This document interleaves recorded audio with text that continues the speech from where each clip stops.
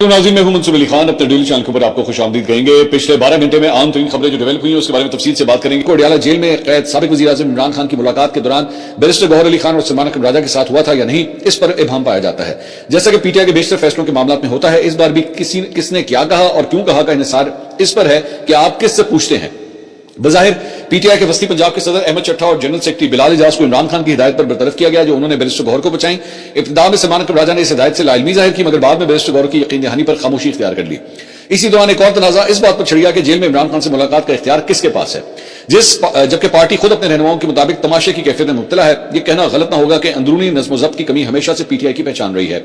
इख्तिदार में होने के बावजूद पार्टी ने अक्सर बदनज़मी के अंदाज में काम किया। एक तनाज़ा खत्म नहीं होता था कि दूसरा जन्म ले लेता है।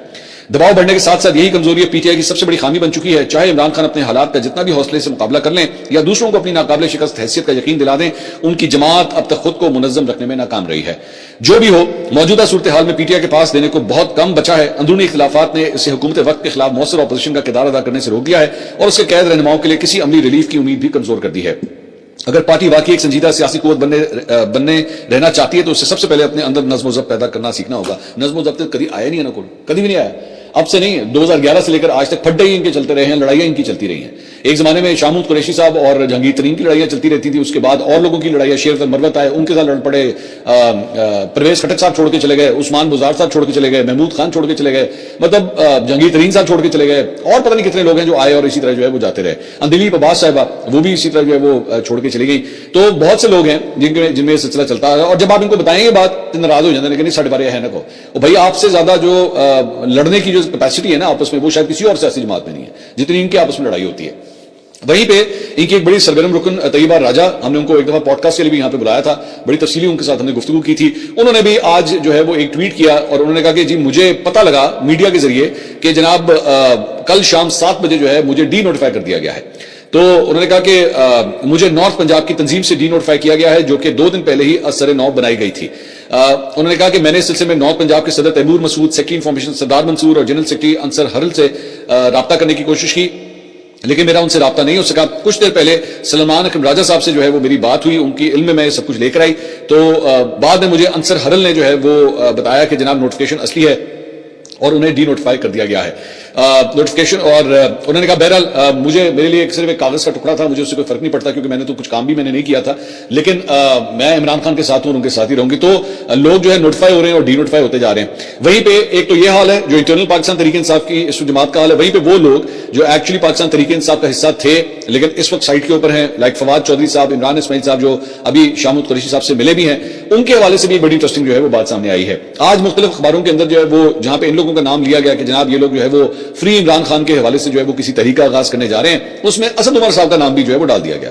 अब जबकि असद उमर साहब शाहमूद कुरैशी साहब के साथ ये जो ग्रुप मिला था उसमें शामिल नहीं थे, तो हमने फिर अपने जो है वो कुछ कबूतर उड़ाए और कबूतरों को कहा कि जनाब जरा चेक तो करके आओ असद उमर साहब भी क्या दोबारा एक्टिव हो गए। तो हमें यह पता लगा जनाब ये गलत खबर है। असद उमर साहब जो है वो एक्चुअली इस ग्रुप का हिस्सा नहीं है। उनका मेल मिलाप सलाम दुआ तो जारी बात है तमाम सियासतदानों के दरमियान चलती है, बल्कि as a matter of fact अगर आपको पता लगे ना कि 2 मुख्तलिफ हरीफ जमातों के दरमियान भी कितना आपस में कोऑर्डिनेशन होती है, आप हैरान हो जाएंगे। मैं अक्सर अपने व्लॉग के अंदर ये बात कहता हूं कि जरा आपस में पब्लिक डोमेन में लड़ते हैं ना, इनके ऊपर ज्यादा ट्रस्ट मत किया करें, क्योंकि मुझे पता है ये खाना कहां पे खाते हैं, रोटी किधर खाते हैं। और इस्लामाबाद के रेस्टोरेंट्स में शाम को 6-7 बजे के बाद जो है किधर किधर बैठक होती है, आपस में किस तरह डिनर जो है वो खिलाए जा रहे होते हैं, तो आप हैरान हो जाए अगर इन लोगों को देखें। तो खैर anyway, coming back to Asad Umar, तो वो असद उमर साहब वाली वो जो स्टोरी थी ना, उसमें वो इस ग्रुप का हिस्सा नहीं है। वैसे सबके साथ सलाम दुआ है, मिलना मिलाना जो है सियासतदानों का आपस में चलता रहता है, लेकिन वो सियासी तौर पर टोटली इनएक्टिव हो चुके हैं। टॉक शोज वगैरह में जाते हैं लेकिन ऑब्वियसली एक साबिक सियासतदान के तौर पर कमेंट्री वगैरह वो जरूर करते हैं, लेकिन वो किसी ना ग्रुप का हिस्सा है ना वो पीटीआई का हिस्सा है। और हाँ, सिंपैथीज उनकी इमरान खान साहब के साथ हैं, ऑब्वियसली उनका एक बड़ा पुराना साथ रहा है वो जरूर है, but is not part of this group. और बल्कि as a matter of fact उन्होंने ट्वीट भी किया, उन्होंने कहा जी आज अखबारों और सोशल मीडिया के जरिए नजर आया कि मैं किसी इमरान खान रिहाई तहरीक का हिस्सा हूं जो तहरीक इंसाफ के माजी के रहनुमा शुरू कर रहे हैं। कोई भी काफी जो इमरान खान और दूसरे असीरों की रिहाई के लिए हो अच्छी बात है, लेकिन मैं जिस तरीके का जिक्र हो रहा है उसका हिस्सा नहीं हूं। तो उन्होंने कैटेगोरिकली खुद भी इस बात को जो है वो डिनाई कर दिया कि उसमें ऐसी कोई बात है।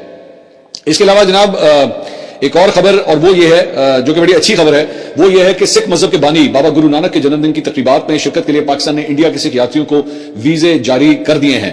रवा साल मई में तनाज़े के बाद पाकिस्तान और इंडिया के दरमियान लगाई गई सफरी पाबंदियों के बाद दी जाने वाली ये पहली बड़ी इजाजत है।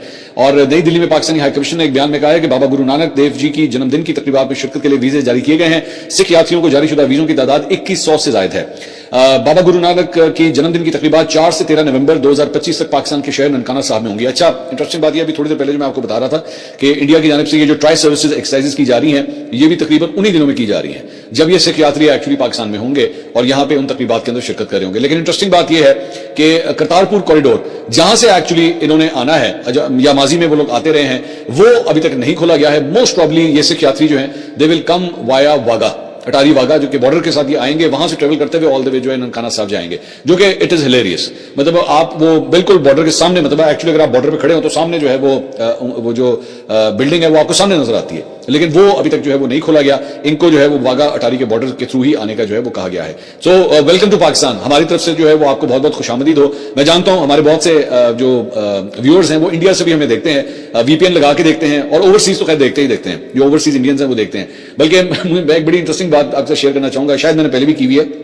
मुझे एक ओवरसीज पाकिस्तानी ने मुझसे कांटेक्ट किया, और मुझे खास तौर पे वो जंग के दिनों के दौरान की बात है, तो उन्होंने मुझे एक वाकया बताया। उन्होंने कहा जी मैं एक मल्टीनेशनल कंपनी में काम करता हूं और हमारा जो जगह है जहां पे मैं बैठ के एक्चुअली काम करता हूं, वहां पे मेरे अलावा बहुत से इंडियंस हैं जो वहीं पे बैठे होते हैं। तो जाहिर बात है मुख्तलिफ ऑफिस में मुख्तलिफ जगहों के ऊपर ये इंडियंस और पाकिस्तानी मिलकर इकट्ठे काम कर रहे होते हैं।